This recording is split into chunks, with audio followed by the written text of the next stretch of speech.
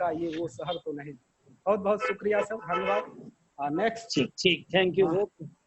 जी, next हमारे अगले program में ऑनरेबल रामचंद्र कुमार सर हैं, department of education, RSP college Jharia, Dhanbad से। Sir, very warm welcome to this auspicious day. Sir, please join this session and coordinate this participant. Welcome, sir.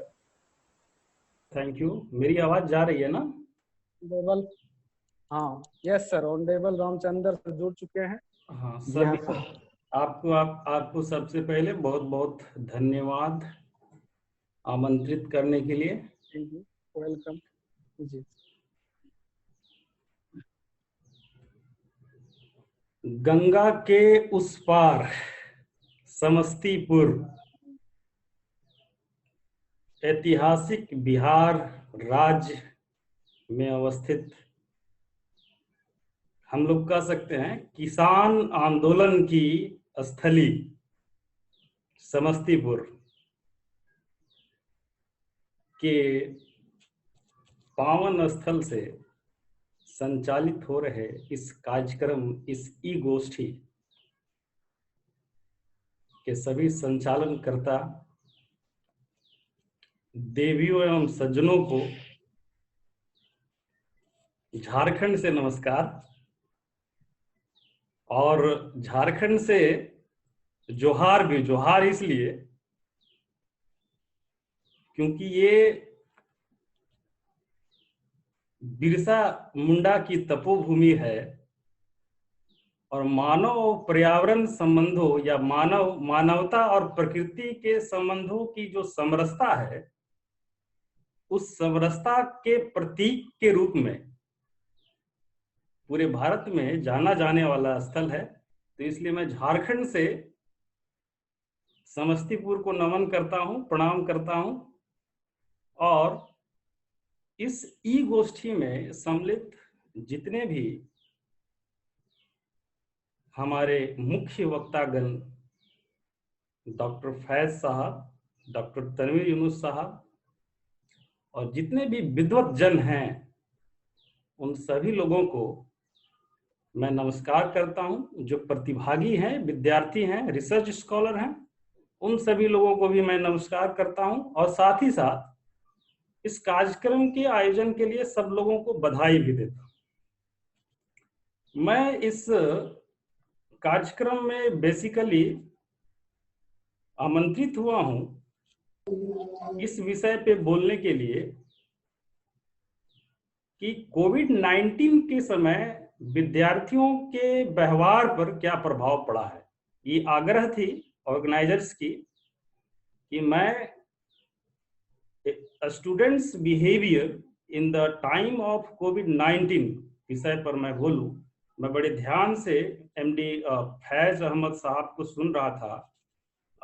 Eight very microscopic level in detail he explained about the impact of COVID-19 in the education sector, and starting with the current status of education in India, its impact on education, coming challenges, and the issues arising, private versus government, socio-economic challenges, and very importantly, he raised the issue of disabilities and disadvantaged learner. And also, he very beautifully discussed about the opportunities which came due to corona pandemic. And finally, he concluded that we have to take adjustment approach. इसके बाद हमारे गुरुदेव, जिन्होंने मुझे सिखाया है, जिन्होंने मुझे इस लायक बनाया है, एमडी तनवीर यूनुस साहब ने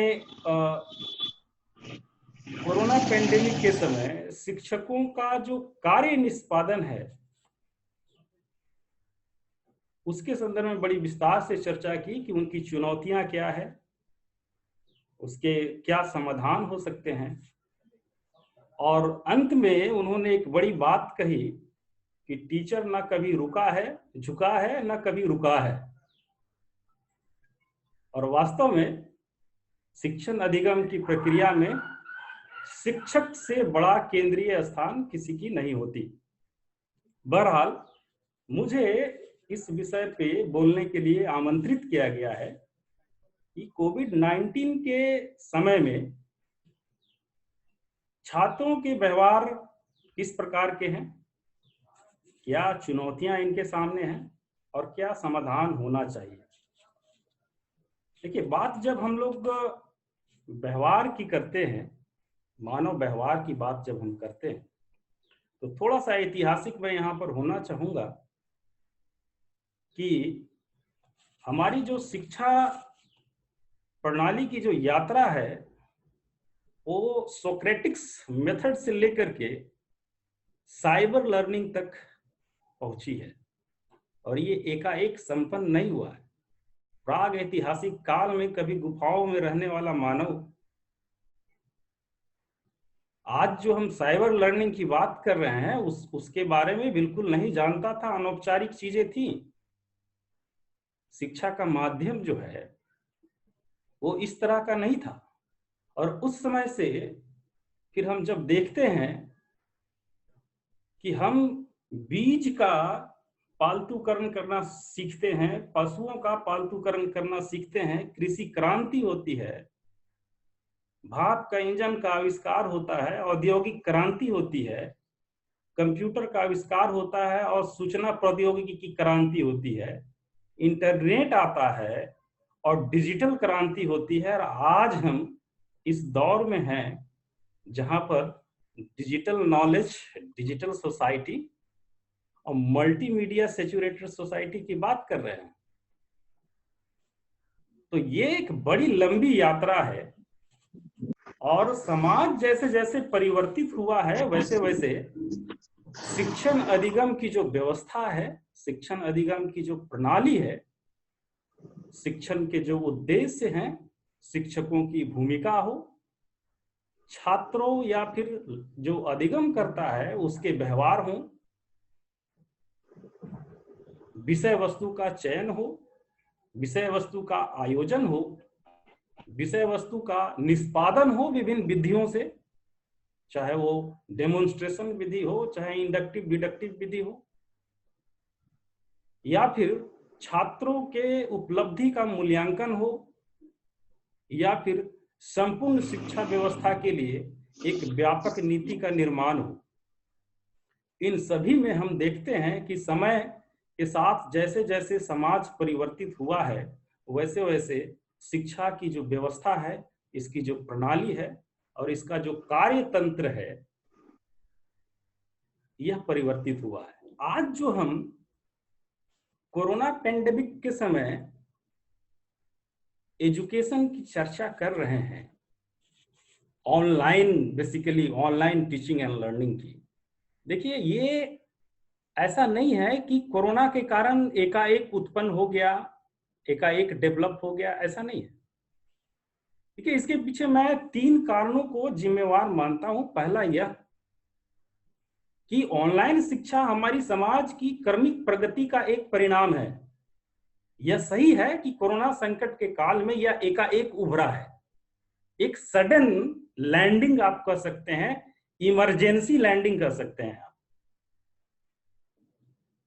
लेकिन ये एक जो क्रमिक विकास की यात्रा है, वो क्रमिक विकास की यात्रा में इफेक्टिव ऑनलाइन प्रैक्टिसेस नहीं है, ये इमरजेंसी प्रैक्टिसेस है, जो इस बात पे ज्यादा निर्भर कर रहा है कि हम इसके लिए तैयार हैं कि नहीं हैं, या फिर हम इसके लिए कितना तैयार हैं। तो हम इसे थोड़ा अलग वे में देखते हैं कि ये एक प्रकार का एक्सप्लोजन है टेक्नोलॉजी का। नहीं, हम ये पहले से अवेयर थे, जैसा कि फैज साहब ने बड़ा डिटेल में बतलाया कि भारत सरकार कई तरह के कदम पहले भी उठा चुकी है और विश्व स्तर पर आईसीटी रिलेटेड या ऑनलाइन टीचिंग लर्निंग को लेकर के कई कार्यक्रम चल रहे हैं और इसके प्रयास किए जा रहे हैं। इंटरनेट और टेक्नोलॉजी पे प्रत्येक व्यक्ति की जो असेसिबिलिटी है वो बढ़ी है। ये कहीं ना कहीं कारण रहा है कॉन्फिडेंस बिल्डअप करने के लिए, जो हम एक तरह से वेबिनार की जो बाढ़ देख रहे हैं या ऑनलाइन टीचिंग लर्निंग के प्रयोग की जो एक विभीषिका आप कह सकते हैं देख रहे हैं, ये इसका परिणाम है। बहरहाल यहाँ बात करनी है स्टूडेंट बिहेवियर की। जहां तक व्यवहार का प्रश्न है, मेरा मानना है कि व्यक्ति का व्यवहार, किसी इंडिविजुअल का व्यवहार, प्रकृति और व्यक्ति, प्रकृति यहां कहने का मतलब समग्र से है। इस प्रकृति में भौतिक चीजें भी सम्मिलित हैं और मानवीय चीजें भी सम्मिलित हैं। पेड़ पौधे, पशु पंछी, जीव जंतु, जल जंगल जमीन, हम लोग, ये सभी सम्मिलित हैं। तो इस संसार में या फिर इस विश्व में या इस जगत में या जगत के साथ व्यक्ति की जो अंतःक्रिया होती है, इंटीग्रेशन होता है या इंटरेक्शन होता है, उससे कुछ मूल्य विकसित होते हैं, कुछ वैल्यू सिस्टम विकसित होता है कि हमें कैसे बोलना चाहिए, हाउ टू स्पीक, हमें कैसे, किस तरह की आदतें विकसित करनी चाहिए, what kind of habit we should develop, हमें किस प्रकार का आचरण करना चाहिए, हमारे व्यवहार किस तरह के होने चाहिए। तो मानव का व्यवहार, मेरा ऐसा मानना है, भूगोल का विद्यार्थी हूं इसलिए थोड़ा हो सकता है कि भौगोलिक हो जाऊं या पर्यावरणवादी हो जाऊं, मेरा ऐसा मानना है कि मनुष्य का व्यवहार जो है वास्तव में व्यक्ति और पर्यावरण या पारिस्थितिकी या प्रकृति के इंटीग्रेशन से निकलने वाले मूल्यों को कहते हैं। और इन मूल्यों में कई चीजें समाहित हो सकती हैं। एटीट्यूड हो सकता है, एप्टीट्यूड हो सकता है, किसी विषय वस्तु या किसी परिघटना के संदर्भ में निर्णय हो सकते हैं, हमारा रिएक्शन हो सकता है, रिस्पॉन्सेस हो सकती है।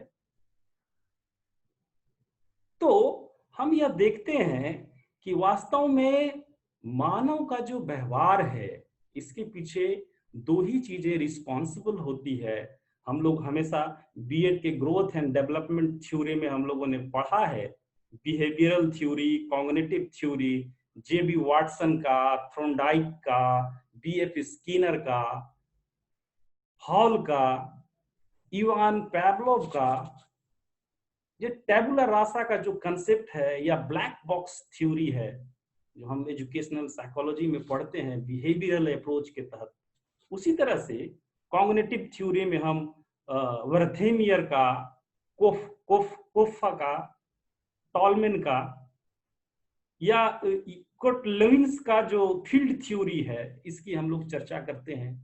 इसी तरह से हम लोग कंस्ट्रक्टिविज्म अप्रोच में जब देखेंगे या फिर कंस्ट्रक्टिव थ्योरी में देखेंगे तो पियाजेट, जेरोम ब्रूनर, वाइगोत्स्की और इस तरह के जो विचार अलग अलग एजुकेशनल साइकोलॉजिस्ट ने दिया है।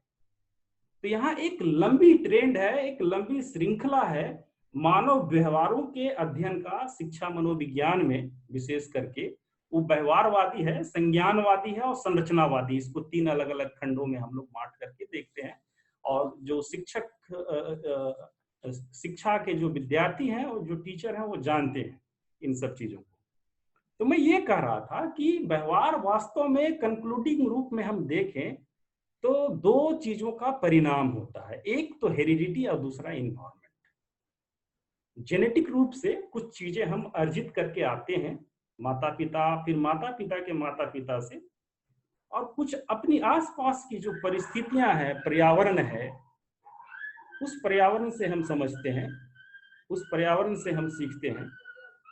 और अलग अलग इसमें जो हेरिडिटी को मानने वाले जो साइकोलॉजिस्ट हैं वो इस बात पे बल देते हैं कि मैन पर्सनालिटी और behaviour is the product of heredity. लेकिन पर्यावरणविद इस पे थोड़ा कटाक्ष करते हैं, नहीं आप हमें किसी भी प्रकार का व्यक्ति दीजिए, मैं इस प्रकार का वातावरण बनाऊंगा कि मैं उसे जैसा चाहूं उसे विकसित कर सकूं। आनुवंशिक चीजें बहुत बड़ा मैटर नहीं करती। और फिर इन दोनों विचारों, सिगमंड फ्राइड के थेसिस के रूप में अगर आप देखें तो थेसिस एंड एंटीथेसिस से एक सिंथेसिस निकल करके सामने आता है कि मैन इज द प्रोडक्ट और man behaviour is the product of integration between heredity and environment. अब ये सारी बातें वास्तव में थ्योरी जो एजुकेशनल थ्योरी है उसमें ये सारी चीजें हैं, लेकिन जो हमारे समक्ष जो अभी चुनौतियां हैं या अभी जो परिस्थितियां हैं वो इस सारी थ्योरी बिहेवियर से संबंधित, स्टूडेंट बिहेवियर से संबंधित या इंडिविजुअल बिहेवियर से संबंधित ये सारी जो सिद्धांत हैं उसको हम कैसे प्रयोग कर सकते हैं। How we can apply the contribution of different educational psychologists given regarding the individual behavior or a student behavior in the process of teaching learning. The theory, behavioral theory given by J.B. Watson, behavioral theory given by Thorndike, B.F. Skinner, Hall, or Ivan Pavlov. Similarly, the cognitive theories of behavior and learning given by Kofa, Tolman, Levin's field theory, or the psychoanalytical theory of Sigmund Freud, psychological theory of Erikson, or Maslow, Abraham Maslow theory of trait, और trait theory of Allport. इन सब चीजों को current scenario में हम कैसे fit करेंगे? भाई हम सिद्धांत की जानकारी तो रख रहे हैं, अलग अलग सिद्धांतों की। अधिगम क्या है? अधिगम और व्यवहार जो है, अधिगम और व्यवहार को हम कनेक्ट करते हैं। लर्निंग को चेंज इन बिहेवियर के रूप में डिफाइन किया जाता है। What is learning? Learning is a kind of change in the behavior. So sometimes we can say the behavior is learning of something. ये दोनों इंटीग्रेटेड है, हम अलग नहीं कर सकते हैं। तो ये जो अलग अलग थ्योरी है, अलग अलग समय में जो डेवलप हुआ, और फिर ये तो साइकोलॉजिकल एस्पेक्ट्स हैं। फिलोसफिकल एस्पेक्ट्स में वेस्टर्न फिलोसोफर हैं, सोक्रेट्स है, एरिस्टोटल है, प्लेटो है, रूशो है, लॉक हैं, आर.एस. पीटर हैं, जॉन डेवी हैं, फॉर्बल है, पेस्टोलॉजी हैं। इंडियन स्कॉलर में गांधी हैं, स्वामी विवेकानंद हैं, अरविंदो घोष हैं, आजाद जी हैं जो शिक्षा मंत्री, भारत के शिक्षा मंत्री, जो रांची जेल में रह करके भारत के शिक्षा की आधारशिला रखी, उसकी कार्य योजना तैयार की, जो आज हम देख रहे हैं। डॉक्टर अंबेडकर हैं जिन्होंने कहा शिक्षा शेरनी का दूध है, जो पिएगा दहाड़ेगा। स्वामी विवेकानंद हैं, रविन्द्रनाथ टैगोर हैं। तो ये फिलोसफिकल आइडियोलॉजी जो है, जिसके कारण हम आदर्शवाद, यथार्थवाद, प्रकृतिवाद या प्रयोजनवाद की धारणाओं को समझते हैं, इसका अनुप्रयोग हम कैसे करेंगे? तो सिंपल सी बात है, यहाँ सवाल ये है कि परिस्थिति ये है कि कॉलेजेस बंद हैं, स्कूल बंद हैं, यूनिवर्सिटी बंद है, एजुकेशनल इंस्टीट्यूशन बंद हैं, रिसर्च सेंटर बंद हैं।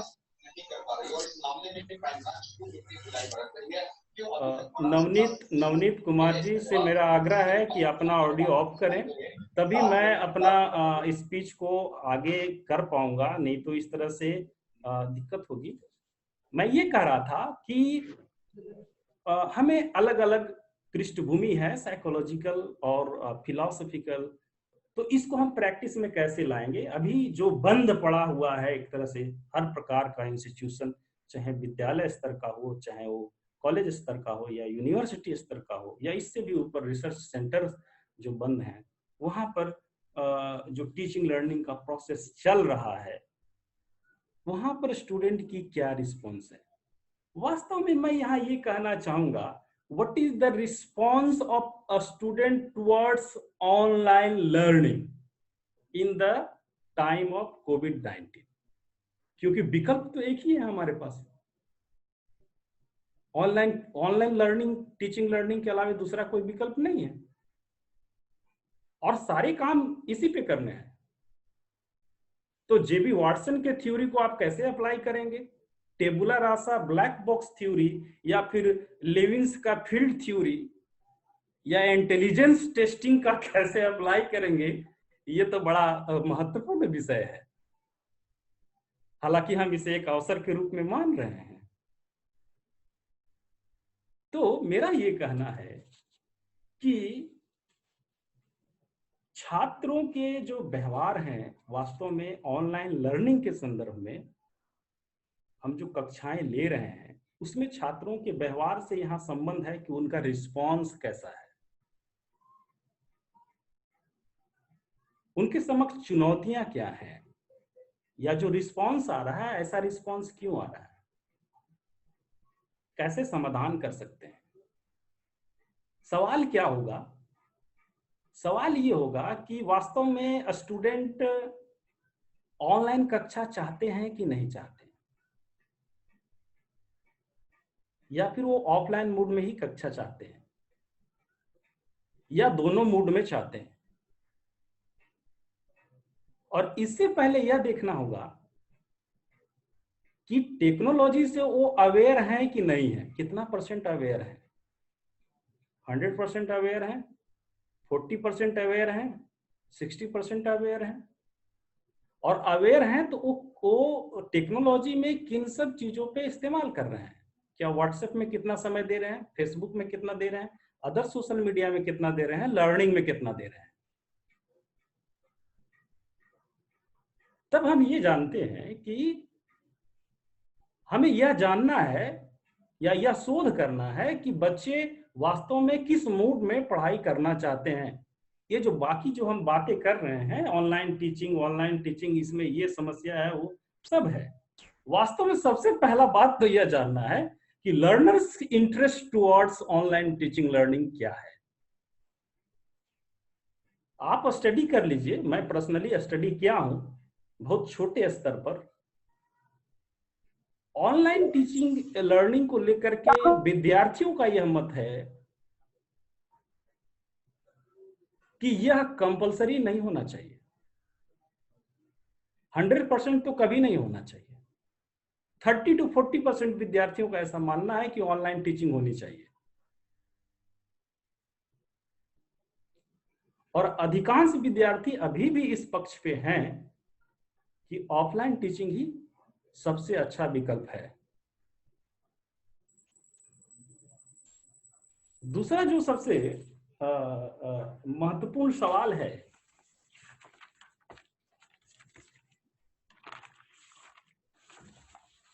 कि कोरोना के इस काल में या कोरोना के इस संकट में इन सब चीजों के बावजूद दे आर इंटरेस्टेड और note, how many percentage of learner are participating in online teaching learning process, कितना प्रतिशत अधिगमकर्ता जो हैं वो ऑनलाइन शिक्षण अधिगम की प्रक्रिया में सम्मिलित हो रहे हैं। ये भी एक महत्वपूर्ण सवाल है। और क्या कोरोना संकट हटने के बाद कितना प्रतिशत लोग होंगे जो यह चाहेंगे कि जो शिक्षण की प्रक्रिया हो वो ऑनलाइन हो। साथ ही यह निर्णय उनके रिस्पांस, जो विद्यार्थियों के जो रिस्पांस हैं, वो रिस्पांस किसी एक चीज से प्रभावित नहीं होता है, कई चीजों से प्रभावित होता है। उनके पास सेलफोन है कि नहीं है, अदर डिवाइसिंग टेक्नोलॉजी या डिवाइस है कि नहीं है, पैसा है कि नहीं है, बिजली है कि नहीं है, नेटवर्क फैसिलिटी है कि नहीं है, घर का क्या वातावरण है, इन सभी चीजों का असर उनके व्यवहार पर पड़ता है और हम इससे इनकार नहीं कर सकते हैं। भारत जैसे विकासशील देशों में तो हम बिल्कुल इनकार नहीं कर सकते, क्योंकि जहां पर अवसंरचना, टेक्नोलॉजिकल रिसोर्सेस, इन सारी चीजों की व्यापक स्तर पर कमी हो या बुनियादी शैक्षणिक सुविधाओं की व्यापक स्तर पर कमी हो, वहां पर हम स्टूडेंट के बिहेवियर में बहुत ज्यादा पॉजिटिवनेस नहीं ढूंढ सकते हैं। आपको जान करके हैरत होगा कि हम कितने आकर्षक तरीके से ऑनलाइन टीचिंग लर्निंग पे डिबेट कर रहे हैं। भारत के अधिकांश डिग्री कॉलेजेस में ऑफलाइन कक्षाएं नहीं होती है। एक कॉलेज का कैपेसिटी 2000 एडमिशन लेने की है, एडमिशन वहां एनरोलमेंट 15,000 होता है, टीचर स्टूडेंट रेशियो में बहुत गैप है, वहां डिग्रियां बिना क्लास हुए बांटी जाती हैं। तो ऐसी स्थिति में आप ऑनलाइन टीचिंग लर्निंग पे डिबेट कर रहे हैं, ये बहुत ही आश्चर्यजनक बात है और हम लोग कर रहे हैं। और आपको पता होना चाहिए कि भारत एक गांव का देश है। आज भी 70% आबादी जो है वो गांव में रहती है और अधिकांश महाविद्यालय जो है डिग्री लेवल के जो महाविद्यालय हैं ये गांवों में अवस्थित हैं और किसी किसी जिले में तो एक ही महाविद्यालय होता है और पूरे जिले के जो हायर एजुकेशन की जो नीड है इंटरमीडिएट के बाद एक ही कॉलेज संभालता है। इंफ्रास्ट्रक्चर पहले से ही नहीं है, टेक्नोलॉजिकल रिसोर्सेस पहले से ही नहीं है, 2000 के जगह में 20,000 का इनरोलमेंट है, ऑफलाइन मोड में कक्षाएं नहीं हो रही है। Now very beautifully and very interestingly we are discussing on online teaching learning process.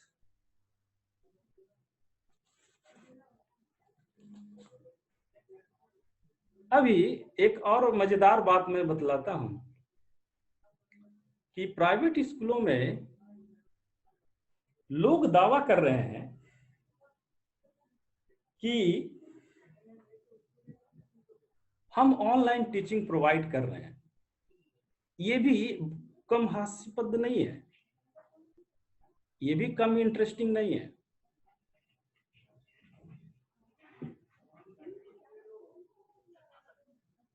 ये भी कम इंटरेस्टिंग नहीं है। I have awareness regarding this. आप अगल बगल में देखिए, अगल बगल में आप देखिए अपने घरों के बच्चों या जो डीएवी डीपीएस जो हाईली टेक्नोलॉजिकली एबल्ड स्कूल हैं वहां पढ़ने वाले बच्चों को देखिए व्हाट दे आर डूइंग। वो ऑनलाइन एजुकेशन पे इसलिए इन्वॉल्व हैं क्योंकि उन्हें पैसे की फिक्र है, मंथली फी की फिक्र है।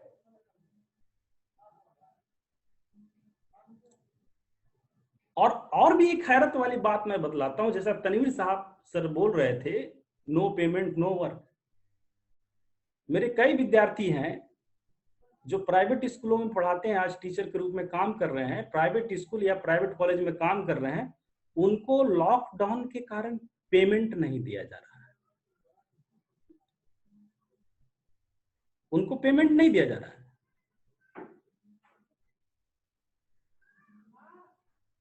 खैर कई सारे इश्यूज हैं, कई चैलेंजेस हैं। मैं यहां पर यह कहना चाहता हूं कि शिक्षा जो है ये Mahatma Gandhi, Vivekananda, Rabindranath Tagore, Ivan Pavlov, Bruner, Vygotsky, Piaget जैसे शिक्षाविदों और मनोवैज्ञानिकों के धारणाओं से नहीं चलता है। सच्चाई तो यह है कि शिक्षा की संपूर्ण व्यवस्था दो चीजों से निर्धारित होती है। एक निर्धारित करने वाला होता है बाजार की शक्ति और दूसरा होता है सत्ता। बाजार की शक्ति और सत्ता में बेजोड़ समीकरण होता है। क्योंकि बाजार जो है उस सत्ता को सत्ता पे काबिज रहने के लिए ईंधन प्रदान करता है, पैसा प्रदान करता है, ऊर्जा प्रदान करता है। नहीं तो कबीर महात्मा गांधी कहा करते थे, और टैगोर का ऐसा मानना था कि शिक्षा में मातृभाषा जो है माता के दूध की समान है। आज भी हम मातृभाषा में शिक्षा की वकालत तो कर रहे हैं, लेकिन लागू नहीं कर पाए। आज भी हम इंग्लिश मीडियम एजुकेशन वही एडम एंड वो मैग्ना कार्टा ऑफ एजुकेशन जिसे हम लोग कहते हैं मैकाले, आज भी हम वही मैकाले मिनट को प्रचारित कर रहे हैं और प्रसारित कर रहे हैं। तो कहने का मतलब ये है कि हमें यह समझना होगा कि जो मौजूदा चुनौती है, मौजूदा संकट है, ये कोरोना से कहीं ज्यादा बाजार और सत्ता के समीकरण के कारण है। और इसमें कोई अतिशयोक्ति नहीं है कि आने वाले समय में डिजिटल एजुकेशन को या डिजिटल लर्निंग को जबरन जो हमारी वर्तमान शिक्षा व्यवस्था है उस पे थोप दिया जाएगा। क्योंकि वेब का जो बाजार है, नेट इंटरनेट का जो बाजार है, वो बाजार खुद को जीवित रखने के लिए जो परंपरागत चीजें हैं उसकी गला घोटेगी। इतिहास गवाह है, उद्योग ने कृषि को खाया, शहरों ने गांवों को तबाह किया, और फिर हम लोग पैरेटो मॉडल तो जानते ही हैं, किसी व्यक्ति को अमीर कहलाने के लिए गरीबों के समूह को होना जरूरी है। तो जब तक गरीब नहीं होंगे तब तक हम खुद को अमीर कैसे कहेंगे? तो हमारा कहने का मतलब यह है कि हम एक बहुत ही संवेदनशील दौर से गुजर रहे हैं, जहां पर नई चीजों को इस तरह से पेश किया जा रहा है जैसे लग रहा है कि यह स्वतः प्रस्फुटित है। आप यह क्यों नहीं समझते हैं? आप यह क्यों नहीं समझते हैं कि जो ऑनलाइन टीचिंग लर्निंग की बात कर रहे हैं, ये मार्केट का दिया हुआ है। ये मार्केट ने खुद को, बाजार की जो शक्तियां हैं, टेक्नोलॉजी की जो बाजार है, उसने खुद को जीवित रखने के लिए हमारे ऊपर थोपा है। कहीं ऐसा ना हो जिस तरह से किसान अपने खेतों से बाहर फेंक दिए गए मशीनों के कारण, श्रमिक जो है अपने हाथ को, जो मजबूत हाथ थे उनके, काम करने वाले मजबूत हाथ, उनको मशीनों को जबरदस्ती चलाने के लिए और मौत के मुंह में जाने के लिए मजबूर कर दिया गया। उसी तरह से ये एक बड़ी समस्या के रूप में सामने आ रही है। हाँ, हेलो, आप बार बार फोन क्यों कर रहे हैं? बोलिए। हाँ हाँ, बोलिए। हाँ ठीक है, ओके ओके ओके ओके। हाँ, तो मैं ये कह रहा था कि मौजूदा जो परिस्थिति है, मैं बस कंक्लूड करने वाला ही हूँ। संचालक महोदय से आग्रह है कि अब कंक्लूड करना है। तो मैं ये कह रहा हूँ कि वास्तव में ये जो डिजिटलाइजेशन है, ये एक नए प्रकार के डिवाइड को क्रिएट करने वाला है। मैं इसे डराना नहीं कहूंगा, लेकिन एक बहुत बड़ी चिंता लेकर के सामने आ रही है, जिसमें शिक्षकों को नए सिरे से खुद को तैयार करना होगा, विद्यार्थियों को भी नए सिरे से तैयार करना होगा, और यह सिर्फ बाजार के कारण होगा। क्योंकि बाजार यह चाहती है कि वेब कैमरा बिके, आईसीटी की जो टेक्नोलॉजी है वो बिके, और एक जो शिक्षक होता है अभूतपूर्व शैली का, उसके शिक्षण शैली के लिए जाना जाता है, उसकी गला घोट दी जाएगी। खैर, जो भी हो, नए प्रयोग के दौर से गुजर रहे हैं। आने वाले समय में हम निश्चित रूप से समाज जैसे जैसे परिवर्तित होगा, तो मानवीय चेतना भी इतनी कमजोर नहीं है कि वो चीजों को समझ ना सके। और हम एक बेहतर भविष्य का निर्माण कर सकेंगे, ऐसा मेरा विश्वास है। और मौजूदा समस्याओं को समाधान करने के लिए मानवीय चेतना ही आगे निकल करके आएगी। औद्योगिकरण हुआ तो औद्योगिकरण के खिलाफ में भी विचारधाराएं विकसित हुई, पर्यावरण को बचाने के लिए आंदोलन हुए। तो इसी तरह से चीजें आएंगी और हम लोग उसको समायोजित करेंगे। और अंत में मैं यही कहना चाहूंगा, लगभग मेरा स्पीच अब समाप्त हो चुका है, मुझे लगता है बहुत ज्यादा समय मैं ले लिया हूं, कि हमें वास्तव में समावेशी और सतत शिक्षा की आवश्यकता है, जो न सिर्फ व्यक्ति को, न सिर्फ समाज को, बल्कि पूरे प्रकृति को रक्षा प्रदान करे। बहुत बहुत धन्यवाद। आप लोगों ने बहुत धैर्यपूर्वक सुना, बर्दाश्त किया, इसके लिए मैं बहुत आभारी हूं। और आप लोगों से आग्रह भी करता हूं कि हम लोग एक संकट के दौर से गुजर रहे हैं, तो घरे हुए रहें, सुरक्षित रहें, अच्छे से रहें। बहुत बहुत नमस्कार। धन्यवाद सर। नेक्स्ट इंटरेक्शन सेशन में चैट बॉक्स में सवाल पूछ सकते हैं कोई भी पार्टिसिपेंट। समय कम है, कम ही सवाल रखेंगे।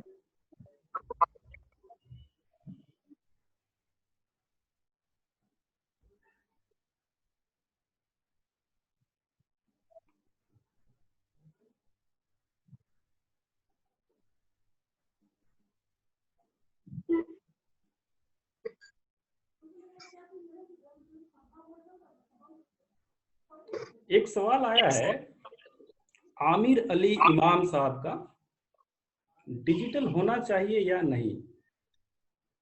ये बड़ा सवाल है। देखिए, हम वास्तव में पश्चिमी दुनिया के विकास मॉडल के जो जाल हैं, उस जाल में फंस चुके हैं। देखिए, हमारी जो सभ्यता और संस्कृति रही, वो बड़ी परंपरागत सभ्यता और संस्कृति रही है, जहां पर प्रत्येक चीजों का आदर होता रहा है और उसके साथ आदर सम्मत व्यवहार होता रहा है।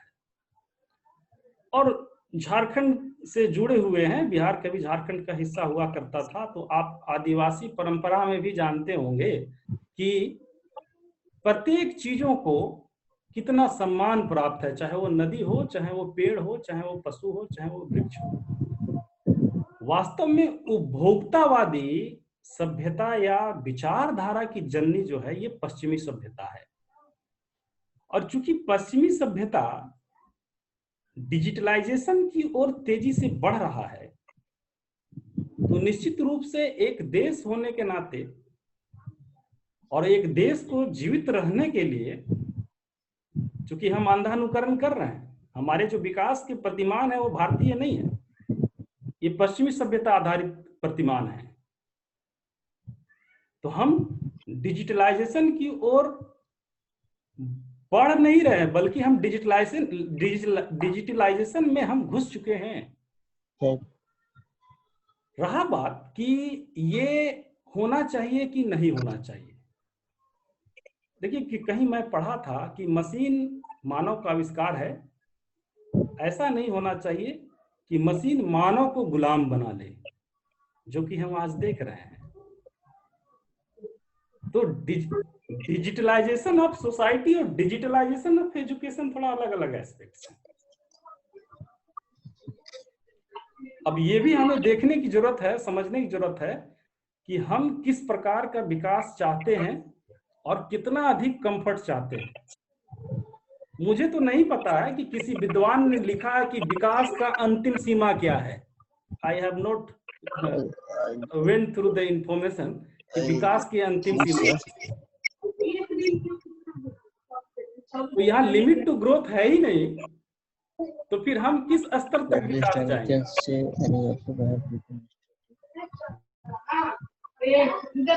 तो हमें यह नहीं समझना चाहिए कि डिजिटलाइजेशन की ओर जाना चाहिए कि नहीं जाना चाहिए। बिल्कुल जाना चाहिए, लेकिन हमें संतुलन बनाए रखना होगा, नहीं तो मूल्यों के संकट की त्रासदी से पूरे मानव जाति के अस्तित्व को अस्तित्व विहीन बनाने से कोई नहीं रोक सकता। बहुत सारे लोगों का सवाल आ चुका है, सर जो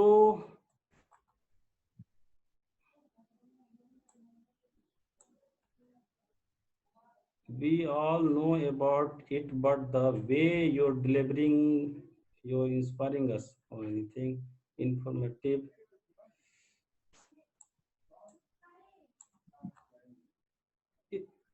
ये डेस्कटॉप में मुझे बताएंगे लोग क्वेश्चन?